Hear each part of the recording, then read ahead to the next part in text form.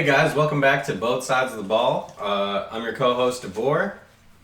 I am Joe. And I am Floyd.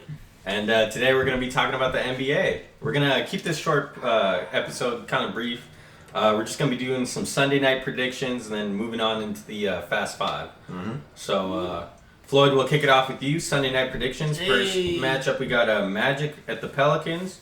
Who you got winning, and tell me an interesting stat in that game. Magic versus Pelicans. I took the Pelicans. I was teetering with this one because Magic, they're 8th right now. But I got just Drew Holiday going 5 for 5 from 3.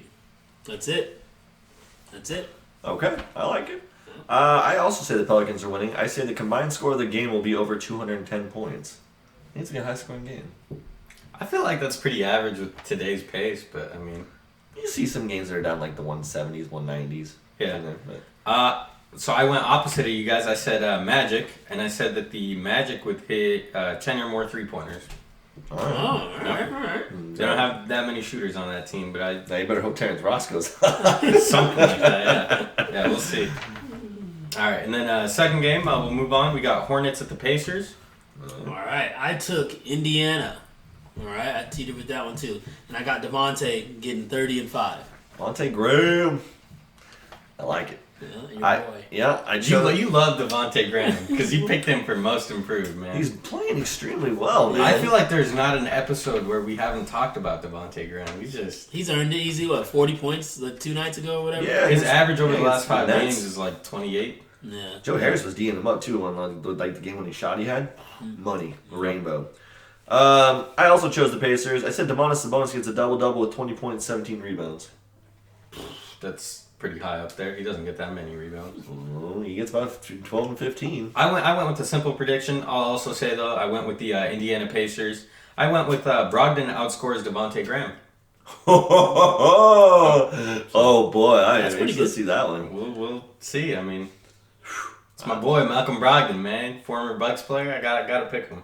You just hate on everything I love.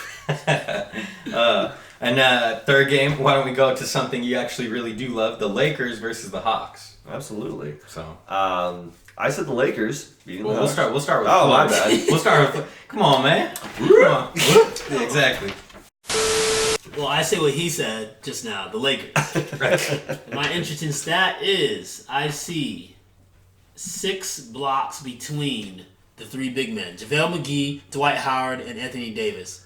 So, yeah, I think all 3 of them. 6 blocks combined. Yeah, Trae Young be trying to get in that driving lane. We'll send it to the third row. See ya. Yeah, absolutely what not. I'm talking about. So pivot to me. I said the Lakers beat. They win, and I said the Lakers bench scores less than 25 points. Okay. Wow, man. Alex Caruso, you gonna do him like that? I haven't looked at the games, man. The bench has not been playing well. They might get a lot of PT, though, in this Hawks game. They get up and essentially, down. man. If they blow them out in the third. Last time they played, it was 122 to 101. Right. So, I also finally picked the Lakers this week. I've been going against the Lakers too often. I said the Lakers shoot greater than 40% from 3-point range. So I like it. That's interesting. Okay. And then fourth game, we got 76ers at the Nets. All right, I took the Sixers at this one. So, got them, but my interesting stat is the Nets player, Spencer Dinwiddie. He's averaging 24 in his 7 starts, and I just took his average. So, I think he's going to get at least 24 points. All right, I like it. That's good. You get locked up by a bigger defender, but I mean, it's a good. He could, but That's an interesting stat. I like it. Oh, yeah, that's his average. He's balling right now. I'm going off the cuff here. 76ers, a win. I say Spencer Dinwiddie outscores Ben Simmons by 17 points. Oh, wow. Specific number. I mean. Yeah, right. I don't know. Okay. That could be it's a tough one. So I went with 76ers as well. I went with they're going to beat the Nets by 15 plus points. They're going to beat them by double digits. Yeah, I think so. That's close. I think so.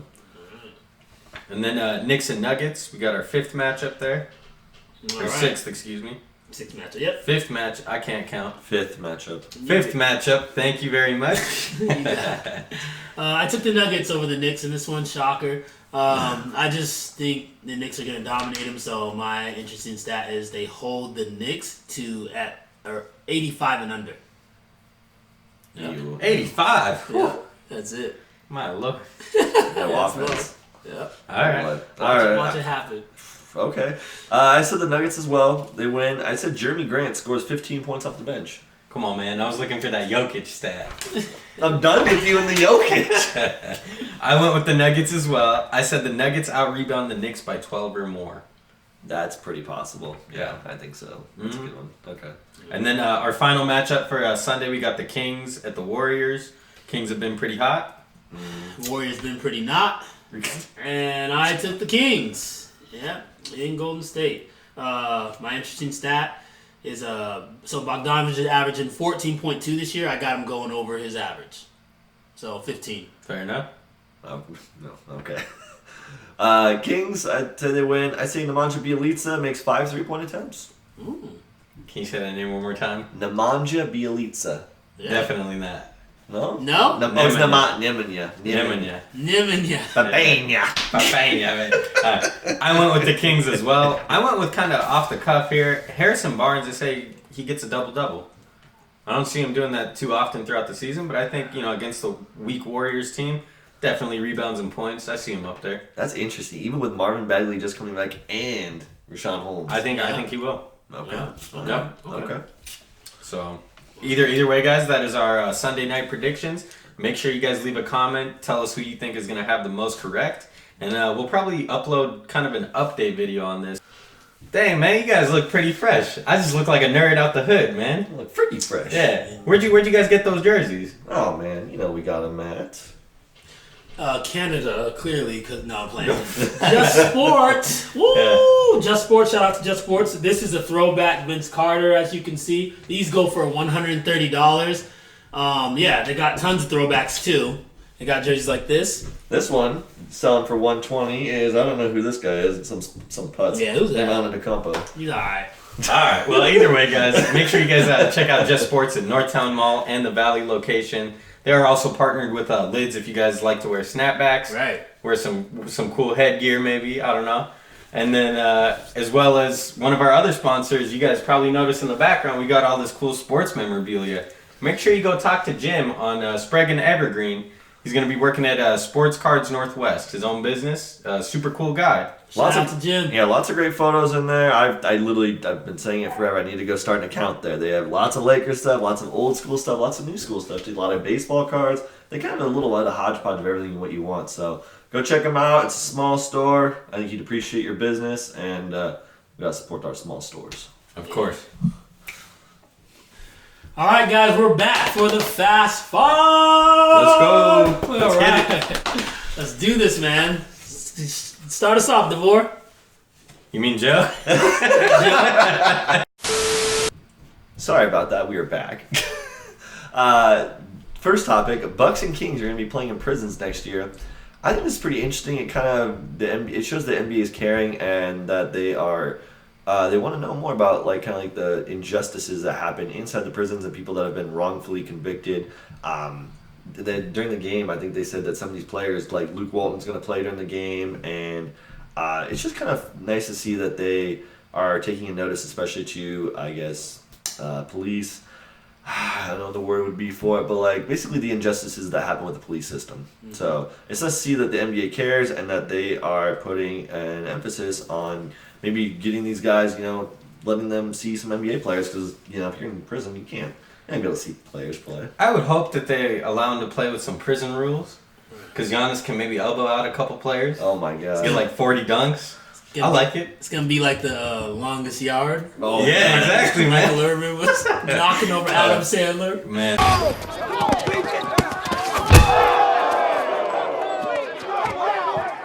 Did I get you, dog? Hell no, baby. That was clean. Good D. Right? That would be funny. No, but I love it, though. Yeah, Did I get you, dog? Did I get you, dog? No. I'll clean it, baby. Did I get you? And then, anyways, we're going to move on into our second topic.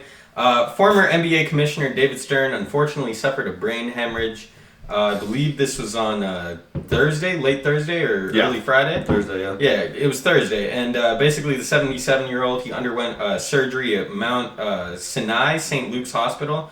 The league doesn't really have any update as of right now. Currently it is it's Friday, about 2 p.m. here, so we're definitely going to be keeping our eye out for that, and hopefully, he has a good recovery. Yeah, so keep him in your thoughts and prayers. He did a lot. I kind of read something about how much he's done for the NBA. They said he's brought in seven new teams to the NBA, and they said that once he was given the commissioner's spot, I believe in 1984 or something like that, the year that Michael Jordan came in. Hakeem was the first pick. Hakeem was the first pick. They said he rose the cap. Basically, he rose it from like $4 million to $64 million, some crazy number. Yeah. So it's just there was just so many accolades that he's done, and he's been part of the whole process of getting teams, more teams in the NBA, and I guess there was an emphasis on less drugs because drugs and people like being in and out of jail was like really rampant back in the 80s and 70s. No, I mean absolutely, and it was I think 2014 was the last year. So being the commissioner of something for 30 years and just kind of reflecting back on where the NBA has advanced and made all these progressions with what they've done, moving back the lines, changing a couple rules, adding certain things. I think today's game is definitely at a spot where it's better than it's ever been. So, shout out to David Stern, like we said. And, praying for you. Yep. Number 3. All right, getting into the third one. Dion Waiters suspended again for violating team rules and insubordination and failure to adhere to team rules. Yeah, so he can return December 23rd. This is his second time. He's just... Why not release him? I mean... Yeah. At this point, I would release him. And then I don't think anyone's picking him up. No. Not unless he can prove that he's improved and he's just got his head right. My man ain't Carmelo Anthony. Come on. Get out of here. Tell him to stay at those edible gummies. That was a funny story, actually. The 15 gummy bears on a plane, and then he started tripping out. Not just any kind of gummy bears, pot gummy bears. Yeah. Marijuana-laced gummy bears. I'm sure you'd be tripping out doing that just in general. Tell us what that's like, Joe. I don't smoke weed. I'm kidding. Anyways, move on into number 4. Why don't you tell us about that? So going back to Adam Silver, he announced that the NBA will start a G League team in Mexico City next year in 2020. This was after following the Dallas Mavericks and Detroit Pistons game that they played there on Wednesday night. Yeah. So I'll be interested to see. They're really trying to, I guess, make the NBA global, if you will. I could see them possibly putting a team in Europe at some point in time, possibly. I mean, they have no, and we're going to talk about that on another series we're going to be launching later next year. It's going to be a hypothetical series, but to branch off of what you're saying, I'll kind of take over here. I definitely do think that we will see 2 expansion teams. I could see Seattle being one and one in Mexico City.